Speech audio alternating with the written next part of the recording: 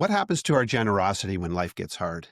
Do we hold it tighter? Do we guard what's ours because it feels scarce? Or do we dare to open our hands a little bit wider and risk what feels often unsafe in the moment, but it actually creates something extraordinary for others and ourselves along the way? In this Uncorked episode, I sit down with an international development leader who spent over a quarter century in the thick of it, working where need is high, where crisis shakes people to their very core, and where the choice to be generous or not has real, visible consequences in the lives of others. Together, we're going to explore what hardship actually does to our willingness to give, how generosity isn't at the end of the day just about money, about the money we give, but it's about presence, time, and the courage we give to other humans, and why the opportunities that come from generous living often surprise us most when it's most difficult and challenging to do so. If you've ever wondered whether generosity is just a luxury for the comfortable or if it's a lifeline in the chaos of difficulty, this conversation is going to challenge you to think differently about that. It's going to challenge your assumptions. It will reveal how giving, especially when it costs us, shapes not just the lives of others, but it actually transforms our own lives along the way when we give when it hurts. Hey, my friends, welcome back to the Uncommodified podcast. I'm Tim Windsor, and today my guest on the show is Suzanne Sullivan. Suzanne, welcome to the show. Thank you so much. I'm really honored and pleased to be here today, Tim. It's going to be a lot of fun. So before I tell you a little bit about Suzanne, let me just give you some context, listeners. So I'm in Canada and outside of Toronto. Suzanne, where are you today? I'm in Nairobi. You're in Nairobi in Kenya. And so we've already had some tremendous experience so far. We tried to get recording. We couldn't. Internet's difficult. Welcome to the real world. Of course, I live in the first world. You live in the third world. And sometimes these things are difficult. So hopefully the forces of evil in the universe do not array against us anymore, Suzanne. How about that? Yes, that's true. I'm sure I it'll be love it. okay. Okay. Yeah. So listen, let me tell you a little bit about Suzanne. I had the privilege of meeting Suzanne a couple of months ago, maybe 6, 7 months ago. Suzanne is an international development leader with over 25 years of experience delivering security and conflict programs and advisory services to support people most in need around the globe. She's lived and worked in the Middle East, South Asia, the Balkans, Europe, and Africa. Suzanne, she owns a very successful advisory business that supports companies, nonprofits, and international organizations. And our connection actually is sort of in this, and that she currently leads the growth efforts in a micro nonprofit called Bridging the Gap Africa. And that agency was founded by a great friend of mine, Harmon Parker, who Suzanne now partners with. For those of you who follow the podcast, I had Harmon on my podcast years ago. I'm going to have him on again because there's some tremendous developments here, and I love what they're doing together. And so that's our connection. But of course, every good conversation that I have, Suzanne, begins with a drink. Now, it's kind of time zone interesting today. So what time is it where you are right now? It's just after 5 o'clock in the early evening. Okay, so early evening, and what are you going to uncork today as we have a conversation? Yeah, I've got with me a nice glass of Sardinian wine.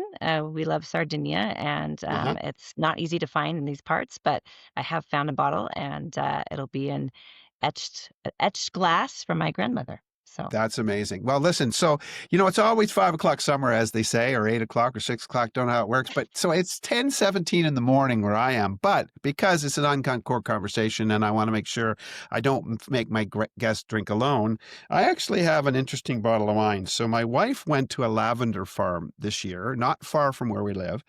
And they also have a small winery, and they make some very interesting wines. And so this actually is a white wine that's a strawberry rhubarb wine. So it's very different. Mhm, I wouldn't mhm. say it's my like everyday go-to wine because it's a little bit too she la la for me, but it's actually quite tasty. So I'm gonna pour a drink of that. And again, 10:17 for me. Forgive me. Cheers to you. Cheers.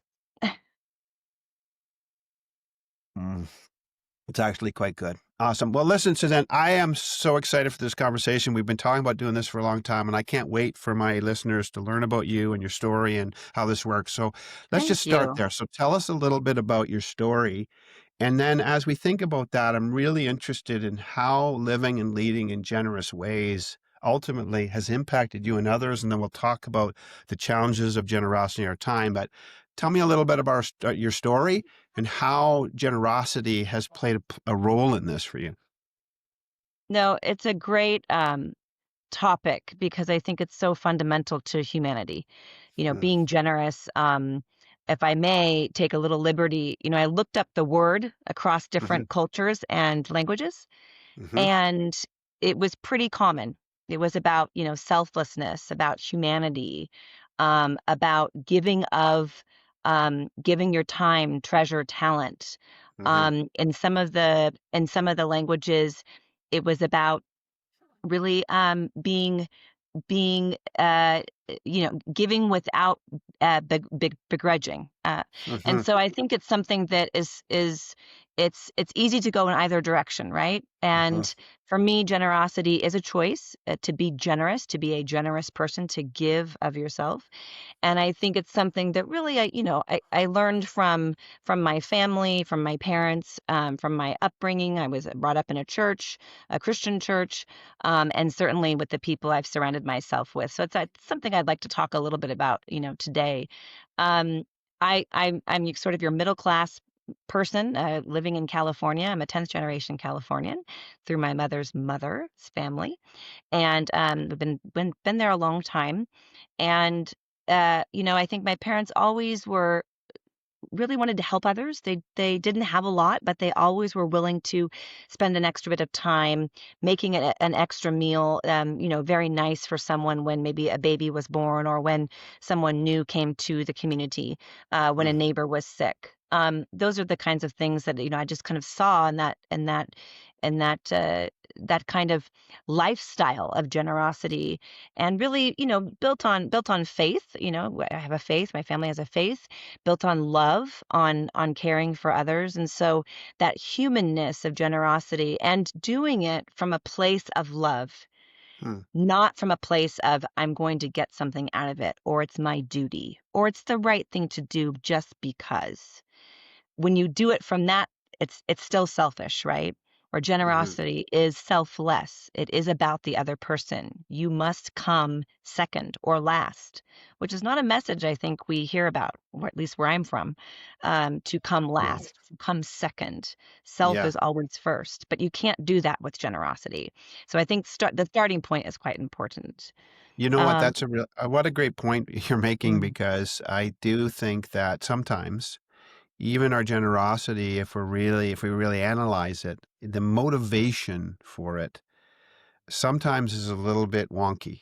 Use the word wonky. It's if we're really honest about why we're doing it. And to be honest, I'll even admit this at times. There are times where I think I've been generous. Let's say, maybe in a social setting, maybe I'm in my community, and maybe there are people who are homeless, housing challenged, and maybe they want something from me.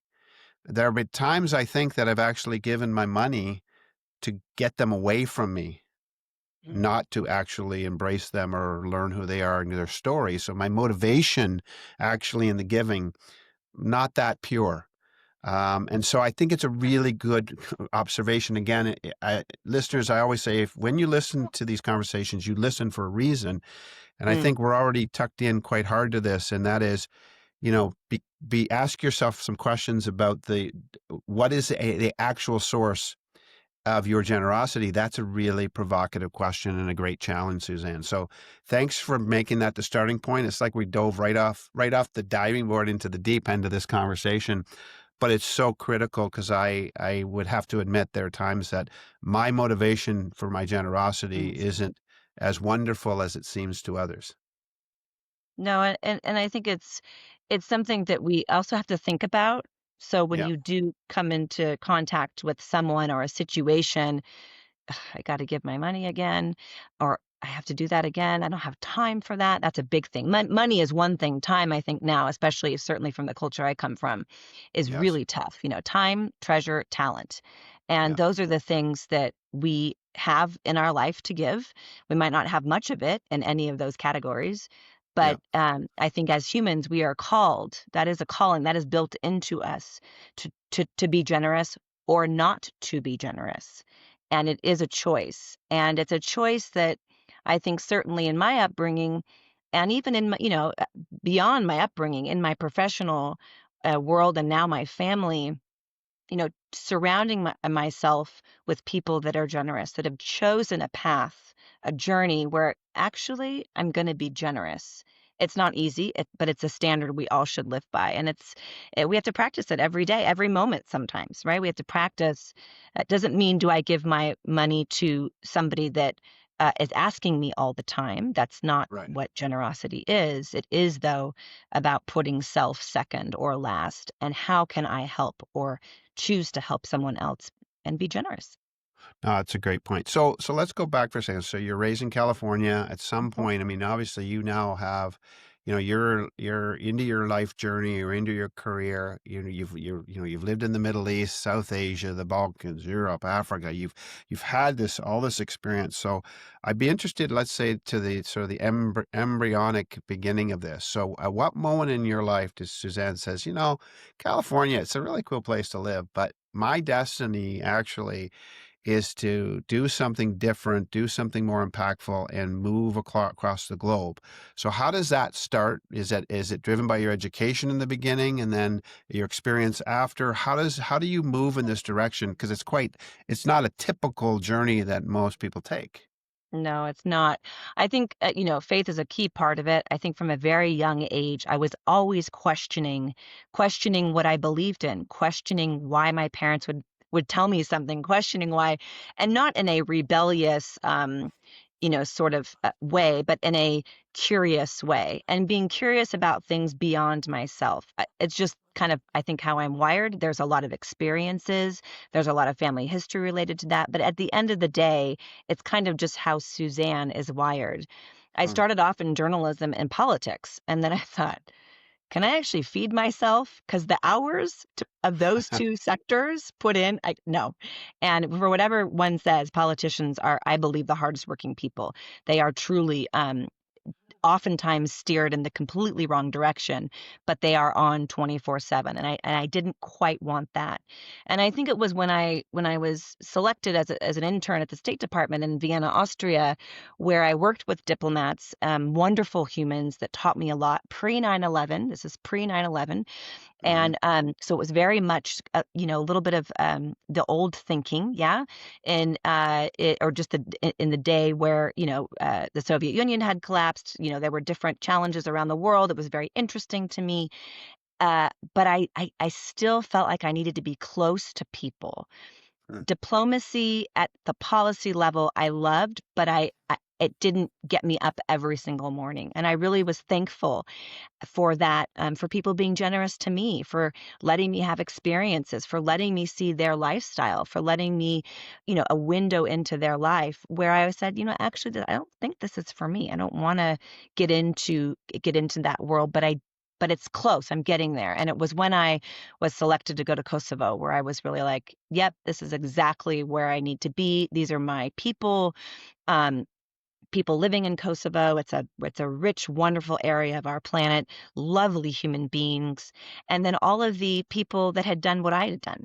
Those people are so much as well part of my soul, and they chose, coming from all different backgrounds and religions and all over the planet, an Egyptian police officer, an Italian aid worker, an Indonesian manager. All of us had come together because we felt this need to be generous to other people and to think of ourselves less, put ourselves at the back of the queue, at back of the line, and do something for others to try to bring some joy and hope in people's lives. And so that I think is probably really where it all kind of clicked at 20, 22, 23 years old when I moved out It's there. amazing. You know what I love about that sort of the journey there is, you're moving in a direction, you're moving out, you're moving forward, you're moving deeper into what you think you want, who you want to be and what you want to do. But you're also recognizing that you're not quite finding it. And so you're remaining open to be Mhm. sort of moved or nudged in a different direction, which I think is a really interesting part of the journey. One, I think sometimes people expect to be sitting at their desk and then somehow they get moved, to something else, but they haven't actually moved themselves. And I think sometimes when people make those initial choices, it's easier to get locked in to say, well, I've chosen this. I need to stay here. This is where I'm going to stay. But yet you're open to this sort of cosmic nudge that says, hey, this isn't quite where you need to be yet, Suzanne, Mhm. that you need to move in this direction. So again, if you're listening in, I think that's a really interesting challenge. Again, are you sitting at your house waiting around for something to come and find you? Maybe you need to go out and find it, but recognize that you have to be open to the possibility along the way that you're not going to quite find it, but you want to keep moving forward deeper into the heart of maybe what you're called to be, what you're destined to be, however you want to see that. But I think that's really, really fascinating. So you're having these experiences. You now start to get a sense that this is maybe the heart of who I am. This is maybe what I was created to do. However you sort of see that, Mhm. then you start going on a journey. You go to a bunch of different countries. Is that all with different agencies and organizations? Is it primarily through one? Obviously, you start your own type of agency at something or group so that you can facilitate this. But what are the major drivers from organizationally? Do you get hired by an organization that then starts saying, "Hey, you got some chops. Let's get you working here"? Well, I'll take us back to generosity. You ask really fundamental and critical questions. Two points before I go there. One is you gotta look at your life not just in the moment and not just what you want out of it, but Yeah. how you're going to evolve over Hmm. time and then the day you die. Hmm. Why do I say that? Because it helps you understand that it is a journey. It's not that you're climbing the ladder to go do something. You want to buy a big house, you want to get a big degree. None of that really, because that, first of all, it never falls into place that way. That's for sure. But like you said, being open and then really surrounding yourself with people, whatever line of work or whatever family life you have, whatever your mission in life is supposed to be, find people around you that are going to be generous and that you can emulate that. They can encourage you. And I think I was really blessed and touched that there were so many people in places that don't have a lot had the same values of generosity and love and helping others. I think that's really important. You don't have to have a lot. You don't have to come from America or from Canada to experience that or to do that or to give of yourself. I think the Hmm. other thing that really, as I was kind of, whether it was dodging bombs in Iraq. I mean, I had the wonderful opportunity to work with many internationals, but also many Iraqis who taught me so much. And I think it's something that is also really important. Being generous is being open, like you said, and Hmm. also learning and listening. Hmm. My culture doesn't teach that. Yeah. That is not a message you hear to stop and to listen and to quiet and to be ready to be generous because you're learning from someone else. That's not a message I think I don't see that right now Hmm. in my culture, but it's also something that when you stop for a moment and you're thinking about what you want to do, it also helps you be more open, Yeah. helps you be more generous, and somehow it also comes back, right? So being Yeah. generous strengthens you. It's actually it's counterintuitive, but it's the antidote to self. It's the antidote to anger, to frustration. You asked about being hired. I had this lovely opportunity to go to Kosovo, and then of course it was the people in these places that you build this community, and then they go on, and then you follow each other, and where your skill sets meet up, you get hired. I worked with the United Nations. I worked with the Organization for Security and Cooperation in Europe, known as OSCE.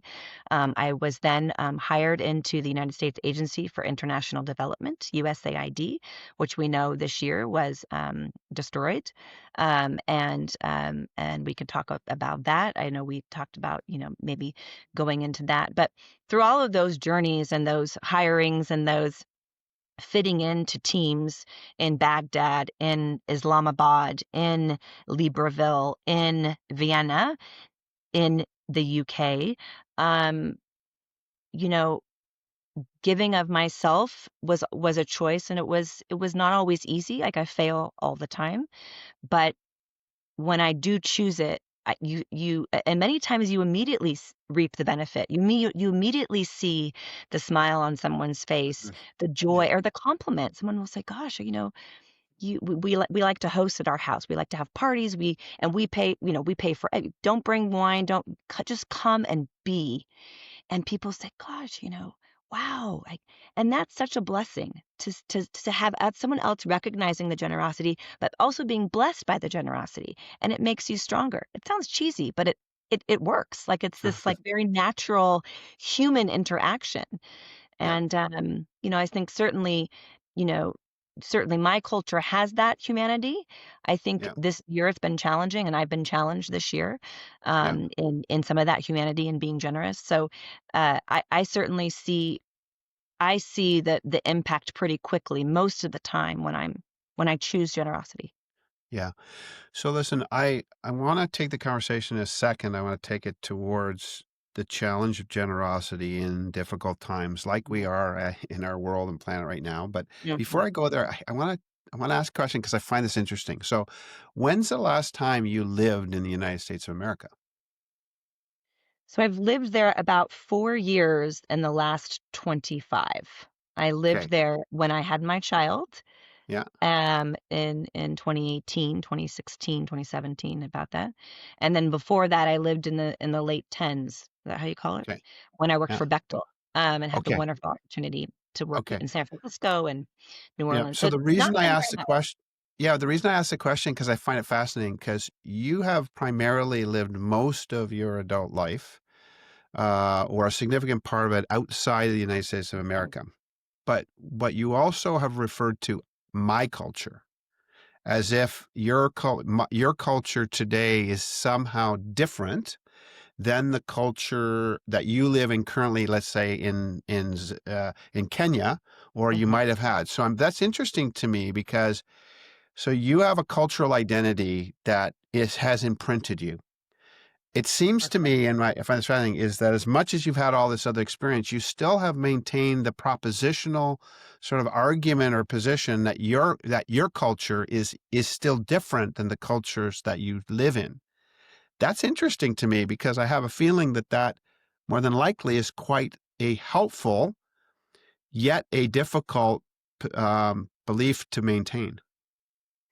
It is. It's a great question. I you know, the human brain can compartmentalize very well, right? And sometimes we Yeah. don't even know that, but when you work in places like Iraq, in those days, this was the early days when there was a lot of war. We were bombed multiple times a day for months on end.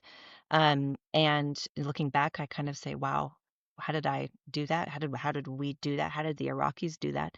But I think the interesting thing is that I'm also sort of this global citizen. And so I Right. have this sort of, I consider it a luxury. I consider it a luxury that I get to meet all of these other cultures and immerse myself. But at the Hmm. end of the day, I'm still an American. I'm still from California. Those are my roots. This is where my family is. And it's also the culture that made me who I am. Correct. I am so grateful for that culture. I know I left the Silicon Valley when everybody was starting the Silicon Valley. So, the question is, why would you leave? But I think for certainly me, it's really important to also retain Yeah. without it becoming um a problem, right? Or becoming, in someone's face. You have Correct. to blend it, but Yeah. but just as you bring your culture to this conversation, or Right. the man down, my neighbor down the street, he brings his culture, I bring Right. my culture, and that's a beautiful thing. Yes. Not always a message we hear these days, but No, yeah, it is a individual beautiful thing. culture is Yeah, so beautiful. it is, yeah. By the way, for those of you who are listening, you may have just heard my dog barking. So my dog is outside my studio, and he doesn't typically bark, but we have some people coming over to grab some things, and now he's defending the fortress. So in case you hear my dog, that's what's happening. So I think this is a really interesting part of the conversation because I do think that, to your point, So I think it's helpful to remind ourselves that even though we might have lots of different experiences and maybe even live in another place for a while, that actually our cultural heritage, the way we've been brought up, it does change. It affects our worldview, not just in negative ways, of course, but in positive Yeah. ways. Hmm. But the idea to have a humility about our cultural nuance and belief and perspective, and say that it's different, but not the only right way, I think is a really important part of this discussion because I think it's tied to generosity because I think part of it is that when we believe that our culture isn't just different, but it is right and maybe the only or best way, then we're going to impose a subset of things on people, which actually is not really a sign of generosity. I think generosity, to your point, isn't just the money we give, but actually the generous acceptance of another person's worldview, a generous acceptance of their perspective, even if we disagree with it. I think that is a powerful form of generosity.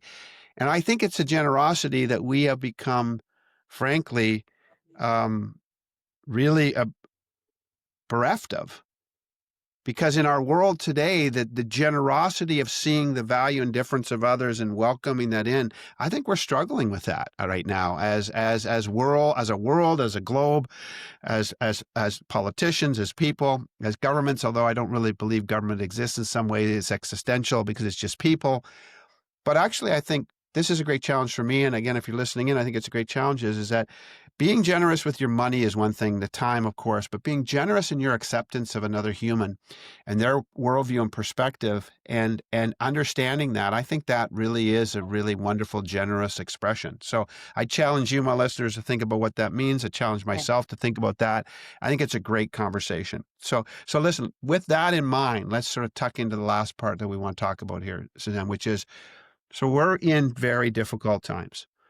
You know, Yeah. I don't have a 401k in we have a different system in Canada, but my investments over the last number of years haven't done so well. Of course, they're rebounding now, right now, but that's going to happen. I have less wealth technically today than I did 4 years ago. To be very frank, in my neighborhood, my house 5 years ago was worth $1.3 million.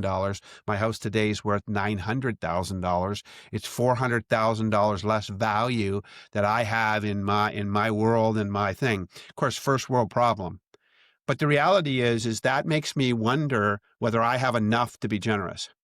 I had a meeting last night. My wife and I had a meeting with our financial planner, and we're looking at into our future, and we're looking at what if we live till 85 or 90, and this discussion's all about, well, how much are we going to have? How much can we get? How much can we retain? What's our estate going to be worth when we're dead one day? And now I'm having a conversation with you, and I'm struggling, and I think the struggle is real, and I think the struggle is for a lot of people today in our world, particularly those of us who are the 1%, because I think I am the 1%. And so I get challenged to be like I feel like I have a struggle in myself because I want to be generous, but I also want to hoard. I want to gather resource to myself, and I want to keep it, Mhm. and I want to amass it, and I want to give it to my kids and my grandkids, but I'm not sure if I want to give it to somebody else's kids and grandkids. So when times are difficult, and again, I'm just being super honest about the struggle because it is real. That's real. What's the secret for you of maintaining a generous spirit or heart, even when it isn't as such a pragmatic, uh, positive decision? Yeah. I mean, you asked the fundamental question, and it's a fundamental human question. Mhm. It doesn't matter if you're rich or poor. It doesn't matter if you're sitting in Balochistan or if you're sitting in Nairobi or if you're sitting in Montreal. It doesn't matter. It doesn't matter, what you look like, what your education is. We all have a choice in this world. We're all, we were dealt a hand. How are we going to play that hand? I Hmm. think earlier this year when USAID closed and all of the emotion around that, you know, I told myself, and also with a husband who works in the US government who also wasn't sure about his job. We have things that we need to provide for. what is that going to look like if we're at zero? I went to zero, and Mm, and I have means, even though I went to zero. And I think I said to myself, wait a minute, stop. This is actually an opportunity. It's mm, an opportunity through really tough times, through a really potentially bitter time, a potentially angry time. I could choose to be angry. I could choose to be bitter. you know, Everything around me was saying, this is, you were corrupt. You, you were the problem. You failed. You didn't deliver. Y- You know, the other side said, lash back, be angry, get out on the streets and protest, do all this stuff. And through all of this emotion, I was like, no, these are the cards I've been dealt. I'm going to play them well. I'm going to mm, choose generosity, and no one will steal my joy. That mm, to me was the icing on the cake, because not that okay, I'm this tough girl. No, I'm not. I really broke. I broke. I was hurt. A part of my soul had closed in many ways. I was able to reopen that part by tapping into generosity, by helping friends go through their difficult times, by helping my husband, by reaching out to people in my community. I was then hired by Bridging the Gap Africa to come in and help people that have nothing. And I think it's mhm, something that, being generous kind of paid itself quite quickly for me. I was super blessed to be able to now work with really, work at the field level, to work with people that really need help, to where we build bridges across rushing rivers, so kids can go to school, so women can deliver their babies safely, so people don't drown. I was able to, through those really tough times, be really blessed. And I think, it's because I did choose generosity. It cleared out my headspace. It allowed me to have joy. It mm, allowed me the space and the energy to help others that were going through really tough times, that maybe weren't choosing generosity all the time, mhm. and help me to help them look at things a little bit differently. So I Yeah, always grow in life's tough times, yeah, and I think generosity is a real, take a vial of generosity, drink it, and start to do good, little in little ways. This doesn't have to be running off to some grand place and doing some, selling, selling all your time and possessions, but it's about talking to your neighbor. yeah, Please talk to your neighbor. Invite someone for coffee. Let someone else have the parking place at the mall at Christmas. You know, Give that extra dollar or $100 or $1,000 to your favorite charity. BridgingTheGapAfrica.org is always something I would encourage. Um, Reach out to somebody elderly in your community and have a chat. yeah, Find ways that you can be helpful with your child's school. There are things you can do. Cat sit. Do things that you wouldn't normally do, and start to make a lifestyle change. It's not a 30-day fad. It's not yeah, something you swipe on your phone and read a nice little thing that says, be generous today. No, it's every day. It's choosing every moment to be generous. It doesn't mean it's easy. It's very yeah. tough, a very high standard, but Yeah, it is listen, really important. wow, Suzanne, I mean, first of all, I just love the way you frame that, and making generosity so simple and approachable, and yet it maintains its power, because in its simplicity, it is a very powerful force. So I love that articulation. And again, I love the fact that you've connected with Harmon. I've known Harmon for a long time, and Harmon for a long time, I think, has been looking for a person like you.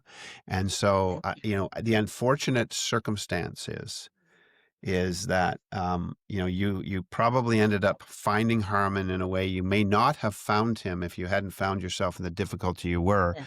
So as much as the expression potentially of some people in getting rid of these aid agencies wasn't generous by nature, it might have been generous uh, in other ways, because actually, your inability to continue maybe down the path that you're on, and becomes actually an open portal that connects you with Harmon. I know you've known him a long time. So as much as these same times are difficult, I find the wonder of it is that in the midst of this, you have reconnected with Harmon. You guys are now Yeah. serving one another in a different way, and I'm very excited about that. And again, I think this podcast will probably air sometime mid-November of 2025. My plan is to follow up and talk with Harmon in December because, as we've always had a love for what Harmon does. We've had a charity for a long time that supported it. That Yeah. became unmaintainable. We've worked in a different direction so that we can set up some funding opportunities in Canada, and that's important to us. So this episode's gonna drop sometime just before probably what we could consider either globally and in North America Giving Thursday, I think it's called, right near Giving Tuesday. U.S. Thanksgiving. I think it's there. Is Yeah, that right, Suzanne? that's right. So again, I would just challenge you personally that ask yourself, what does Giving Thursday look like for you? And by the way, probably a Giving Thursday isn't enough. Maybe a Monday, Tuesday, Wednesday thrown in there. Maybe a Friday, Saturday, Sunday even would be great. But if you're going to practice some discipline around expressing an unusual generosity potentially on that Thursday or any other Thursday, I think it's a great challenge to say, what would you invest in for the sake of who you want to be? And as you said earlier, Suzanne, which is provocative, who do you want to be when you're no longer here? How do you want to be Mhm. remembered? This is the opportunity of legacy. So really great conversation, Suzanne. I appreciate having it with you. So you did mention that people could sort of look at your world now at bridgingthegapafrica.org. Yeah, If it's they wanted to connect specifically with you, Suzanne, what's the easiest way for them to hunt you down? send me a LinkedIn message. Suzanne M. Sullivan. Okay, Suzanne M. Sullivan. You can connect with Suzanne. And listen, I do appreciate the generous gift of your time. I know you got a lot going on. What's interesting to me, it's fascinating. I love the globe. I'm sitting here. It's now about 10 minutes to 11 a.m. Eastern Standard Time. As we've talked, it's pretty clear that the sun is setting where you are. Yes. We live in vastly different parts of the world, and yet we're on one globe. We're citizens of individual geography. We live in different time zones, but these are all actually just human constructs of division that don't really exist. We're one planet, one people, with one potential destiny of greatness or of destruction, depending on the choices Yep. that we make. This is the grand globe that we live in. I love it. I'm reminded as we talk about the fact that, and I referenced it in my book I wrote a number of years ago called Uncommodified. I learned generosity from my mother, who we grew up in very poor circumstances, but my mother taught me to live generously. And in the book, I describe it as, I think, uncommodified people lived open-handed, not clenched.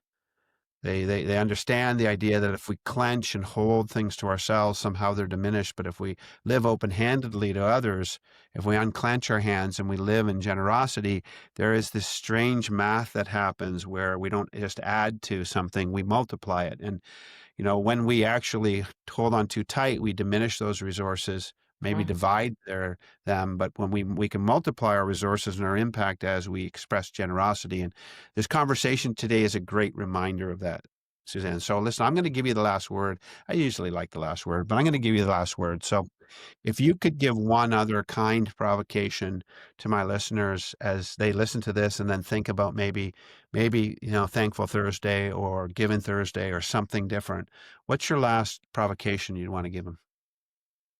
Choose generosity. It's we have no other choice. It's in us. It's in each of us, even if we're not the best people. So choose generosity and choose it now. Go do something right now after listening to this. Choose to be generous.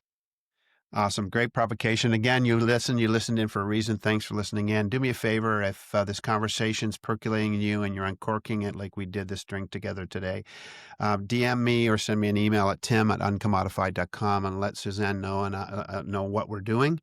And again, what a great provocation. Suzanne, thanks for the generous gift of your time today, and have a wonderful day. Cheers.